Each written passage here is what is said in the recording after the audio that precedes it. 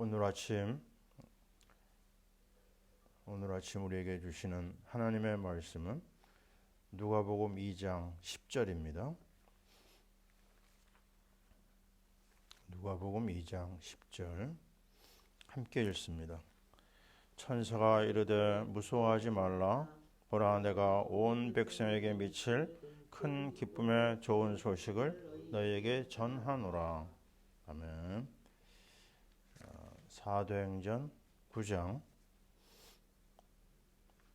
10절 말씀입니다. 사도행전 9장 10절 202페이지 함께 읽습니다. 그때 다메섹에 아나니아라는 제자가 있더니 주께서 환상 중에 불러 이르시되 아나니아야 하시거늘 대답하되 주여 내가 여기 있나이다 하니. 아멘. 자, 오늘 아침에는 우리 성탄절과 아나니아라는 제목으로 말씀을 나누겠습니다. 자, 성탄이라고 하는 이 기쁨 소식을 듣는 우리 현실은 오늘 아침 신문 보니까요, 아주 어두운 이야기가 꽉 차 있어요. 우리 한국 안의 정치적인 상황, 또 미국이 새로운 대통령이 올라오는데 우리나라에게는 굉장히 안 좋은 일이 많을 거다. 그리고 환율이 굉장히 높아져서 우리나라 산업 전반적으로 큰 위기가 올 것이다. 이런 굉장히 힘든 소식이 들려오고 있습니다. 우리는 누굽니까? 우리는 하나님의 자녀입니다. 우리는 예수 그리스도를 모시고 있는 망할 수 없는 하나님의 자녀거든요. 그래서 현실에서 들려오는 소식을 무시해서는 안 되지만 거기에 우리가 마음 뺏기면 안 됩니다. 우리에게는 큰 기쁨의 좋은 소식이 우리에게 와 있는 것을 우리는 잊어버리면 안 되거든요. 근데 그 큰 기쁨의 좋은 소식을 받은 사람이 있었어요. 그 사람은 다메섹에 살고 있는 아나니아라고 하는 사람입니다. 이분은 성경 여기 한 군데 딱 나오고요. 다른데 잠깐 나오긴 하지만 거의 존재가 없는 사람이에요. 근데 이 아나니아가요, 아주 대박을 받은 사람이에요. 왜 그렇습니까? 바울 이 사람을 만나서 그에게 복음을 전해준 사람이에요. 이게 너무 놀라운 이야기입니다. 홈런으로 얘기하자면 야구에서요, 만루 홈런 이상 큰 히트를 친 사람이에요. 그 바울이 어떤 사람이 되는지 우리 알잖아요. 세계를 뒤집어 엎은 사람이 바울이거든요. 그 바울에게 이 중요한 메시지를 전달해주고 그 앞으로의 삶의 방향까지 제시해 준 사람이에요. 그래서 이걸 우리는 팀 사역이라는 말을 쓰거든요. 이 사람의 삶 속에서 최고의 하나님의 축복이 전달되기 시작한 겁니다. 자, 그는 도대체 어떤 사람이었느냐? 자, 오늘 본문 말씀 우리가 다 읽지 못했죠. 사도행전 9장에 보면은요, 이 사람을 뭐라고 말씀하시냐면 제자가 그랬습니다. 제자. 이 사람은 단순히 예수 믿는 정도가 아니고요, 이 복음을 위해서 자기의 삶을 드린 사람이에요. 무리가 대부분이거든요. 자기 유익을 따라 사는 사람들, 예수를 믿어도. 근데 이 사람은 이 예수 생명을 얻고 나서 이게 나의 삶이 전부구나. 나는 예수를 위해서 내 삶을 드려야 되겠다. 이런 결단을 내린 사람입니다. 자, 아주 귀중한 복음이 있죠. 제자라고 하고 있죠. 그리고 또 그 뒤에 보면요, 우리 주님의 말씀이 사울을 만나 그를 도우라 그러니까 잘 알려졌잖아요. 이 사울이라는 자가 예수 믿는 자를 핍박하고 굉장히 많은 악한 일을 한 사람인데 어떻게 이 사람한테 복음을 얘기하라고 할까? 이해가 안 되는 거죠. 근데 결국에는요, 주님의 말씀에 순종합니다. 내 생각, 내 가지고 있는 어떤 특별한 야심 다 내려놓은 사람이에요. 말씀 앞에 순종하는 사람입니다. 자, 그래서 그의 삶 속에서 뭐가 나타나냐면 하나님의 능력이 나타납니다. 성령의 인도를 받죠. 성령의 충만 속으로 또 이끌림을 받는 그런 사람이었어요. 그래서 결국 한 사람 바울을 시대적인 종으로 세우는 큰 일을 합니다. 근데 구체적으로 뭘 했느냐? 무엇을 바울을 도와줬느냐? 세 가지입니다. 세 가지가 한번 볼까요? 9장 22절을 보세요. 같이 한번 읽어보겠습니다. 9장 22절. 사울은 힘을 더얻어 예수를 그리스도라 증언하여 다메섹에 사는 유대인들을 당혹하게 하니라. 아멘. 딱 며칠이라고 했습니다. 정확한 날짜는 안 나오는데요. 이 아나니아가 이 빛을 받아 쓰러진 사울이죠. 사울을 데려오다가 집에서 음식도 제공하고 또 휴식도 주면서 중요한 메시지를 전했어요. 그 메시지가 뭐죠? 예수가 그리스도다. 이게 전부입니다. 왜 전부죠? 하나님을 떠난 자에게는 하나님 만나야 되거든요. 그거는 그리스도 아니면 안 됩니다. 나는 길이요 진리요 생명이니 나로 말미암지 않고는 아버지께로 올 자가 없다. 요한복음 14장 6절이죠. 하나님 만나는 길을 열어줬어요. 두 번째, 우리 인생은 아무도 해결하지 못하는 원죄와 저주 문제가 있거든요.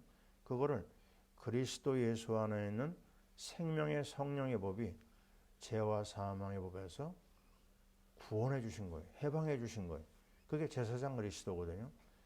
세 번째, 우리 인생은 마귀에게 붙잡혀 끌려다니다가 끝날 인생인데 만왕의 왕 그리스도께서 하나님의 아들로 오셔서 마귀를 멸하셨습니다. 이게 바로 그리스도의 삼직이요. 여기서 나오는 권세를 그리스도의 삼권세예요. 저와 여러분은 누구냐? 왕 같은 제사장입니다. 우리는 누구냐? 하나님 만나는 길을 여는 선지자권을 가지고 있는 사람이에요. 나를 통해서 하나님이 정말 너무나 중요한 영혼들을 맡기거든요. 저는 이번에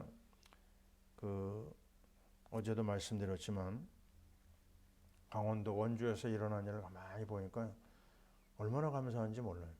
아니 40년 전에 복음을 나눴는데요. 그 복음 말씀을 40년 동안 잊지 못하고 나를 기억한 사람이 나온 거예요. 야, 그럴 수 있구나. 그 뭐 때문에 그렇죠? 우리에게 있는 게 아닙니다.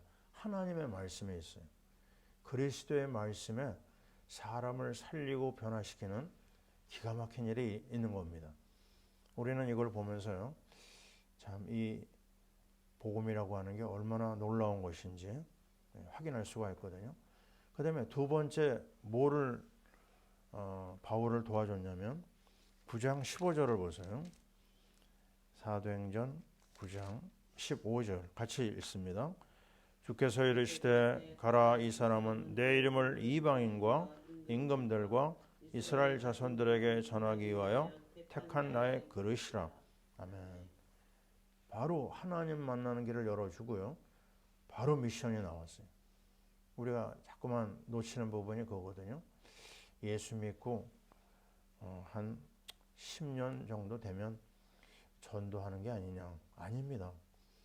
바로 구원받자마자 바로 이 메시지를 줬어요. 이방인의 사도다.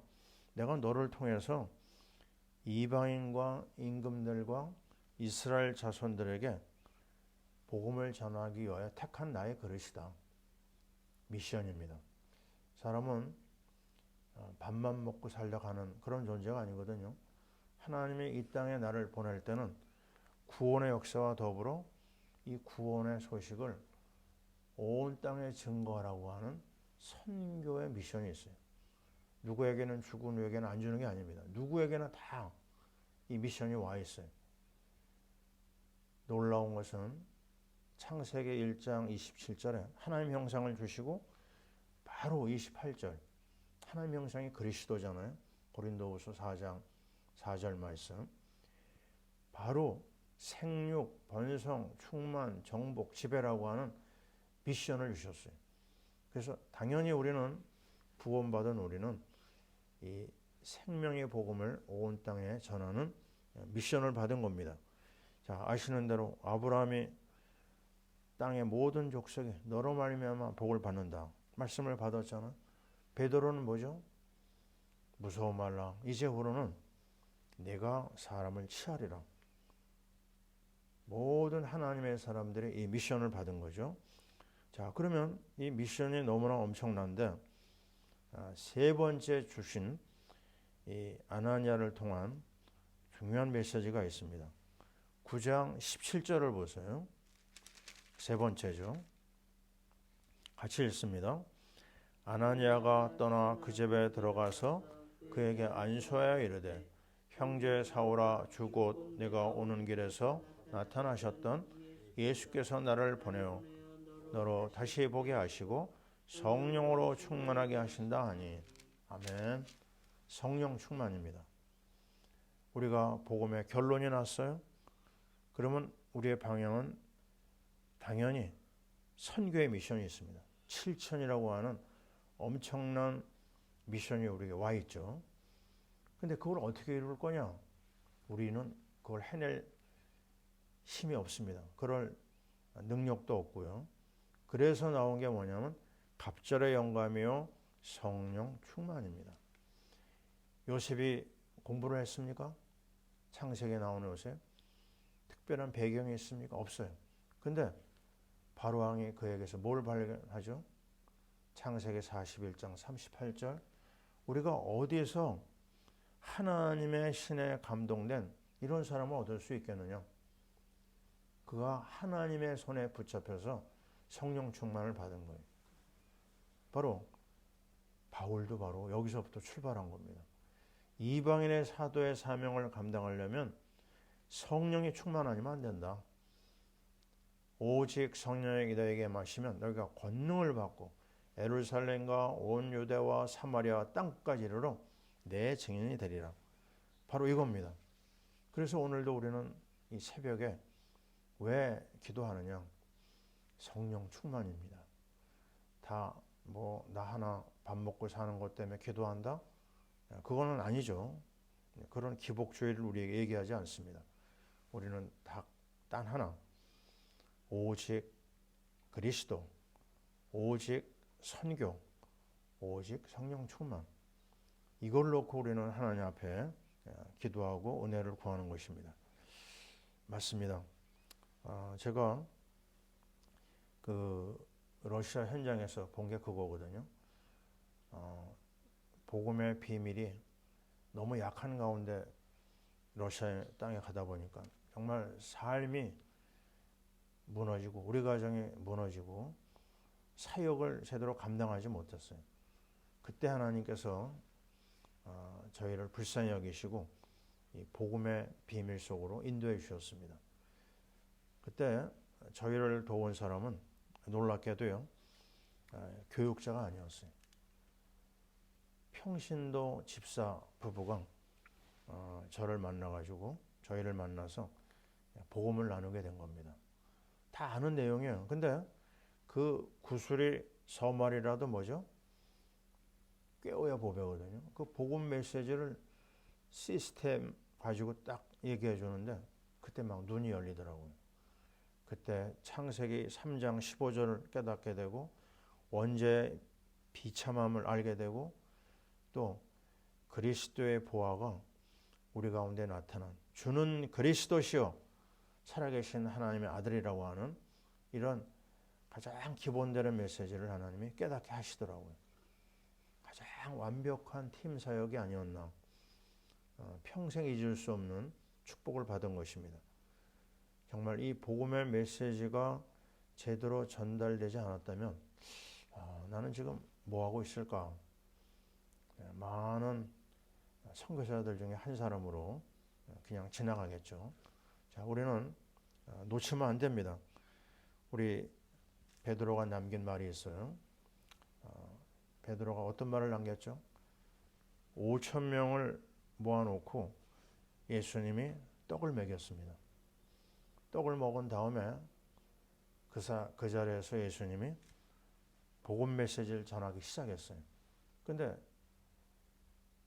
그리스도의 복음이 전달되는데 이 사람들의 관심은 전혀 다른 데 있었습니다. 결국에는 말씀을 듣지 못하고 하나둘 자리를 뜨는 거예요. 나중에 보니까 다 나갔어요. 제자들 몇 명만 남았습니다. 그때 예수님 하신 말씀이 있죠. 너무 안타까워서 하신 것 같아요. 너희도 가려느냐? 그때 제자 중에 베드로가 아주 중요한 말을 합니다. 주님께 영생의 말씀이 있는데 우리가 어디로 가겠습니까? 쫓아내도 나갈 수 없습니다. 누가 남은 자입니까? 그리스도의 말씀을 마음으로 받은 사람이 남아요. 다른 사람은 끝내 다 도망갈 수밖에 없습니다. 옛날 생각이 납니다. 제가 그 학생 때 선교단체에 소속이 되어가지고 은혜를 받고 훈련을 받았는데요. 그 단체는 좀 훈련이 좀 셌어요. 어떤 과제를 주고 그 과제를 해오지 못하면 운동장 10바퀴 돌아 이럽니다. 그래서 어떤 그 육체적인 어떤 연단도 막 오기도 하고 좀 특별한 그런 게 있었어요. 그래서 사람들이 견디지 못하고 떠나는 겁니다. 나중에 보니까요, 다 가버렸어요. 다 가고 나를 지도해주는 분하고 나만 두 사람이 달랑 남았어요. 얼굴을 이렇게 서로 쳐다보고 있는 겁니다. 근데 얼마 있으니까요, 이 지도자도 도망가 버렸어요. 나만 남았네요. 나도 가야 되는 거 아닌가? 근데 갈 수가 없었어요. 왜 없었느냐? 내가 받은 말씀이 있었거든요. 누가복음 5장 10절 너 사람 낚는 어부다. 하나님이 너를 통해서 놀라운 일을 하신다고 하는 확신이 있었거든요. 받은 바 은혜의 말씀이 있었거든요. 그래서 그 자리를 지켰더니 얼마 후에 본부에서 사람이 와가지고 같이 사역을 하고 어느 정도 회복한 다음에 저는 군대에 들어갔습니다. 맞습니다. 누가 남은 자냐? 누가 끝까지 사명을 감당할 거냐? 세 가지입니다. 첫째, 그리스도. 둘째, 미션. 셋째, 성령 충만. 우리는 이것 때문에 오늘 호흡하는 겁니다. 이걸 위해서 우리는 달려가는 겁니다. 아무도 우리를 막을 자가 없어요. 우리가 알고 있는 사도행전 28장에 보면 한번 보겠습니다. 바울이 로마에 도착해가지고 한 일이 뭐냐면 막 돌아다니면서 전도한 게 아니에요. 새방을 하나 얻어가지고 그 방에서 꾸준하게 말씀 운동을 했어요. 무슨 말씀 운동이냐? 그리스도의 말씀 운동, 하나님 나라에 관한 말씀 운동이었어요. 어떻게 되는 줄 아십니까? 31절을 같이 읽어요. 하나님의 나라를 전파하며 주 예수 그리스도에 관한 모든 것을 담대하게 거침없이 가르치더라. 아무도 복음 전하는 자를 막을 수 없어요. 하나님이 함께하기 때문에 그렇습니다. 우리의 남은 삶, 우리는 뭐 하다 가야 되겠느냐? 복음 말씀, 하나님 나라의 말씀을 증거하는 이 일을 하다가 가야 됩니다. 이것처럼 아름다운 일이 없고 이것처럼 복된 일이 없어요. 저는 어제 저녁에도 한 분 권사님하고 말씀을 나누고 그리고 집사 한 사람하고 말씀을 나눴어요. 하나님께서 그 작은 말씀이 그 심령에 떨어질 때요, 낙심해서 시작했던 말씀 사역에 나중에 굉장한 은혜를 받고 회복되는 것을 봤습니다. 맞습니다. 우리는 말씀 통해서만이 우리 영혼이 잘되고 회복이 됩니다. 히브리서 4장 12절 하나님의 말씀은 살았고 활력이 있어 우리의 혼과 영과 관절과 골수를 찔러 쪼갠다고 그랬어요. 말씀의 은혜, 말씀의 능력만이 우리의 삶 속에서 에너지를 줄 믿습니다.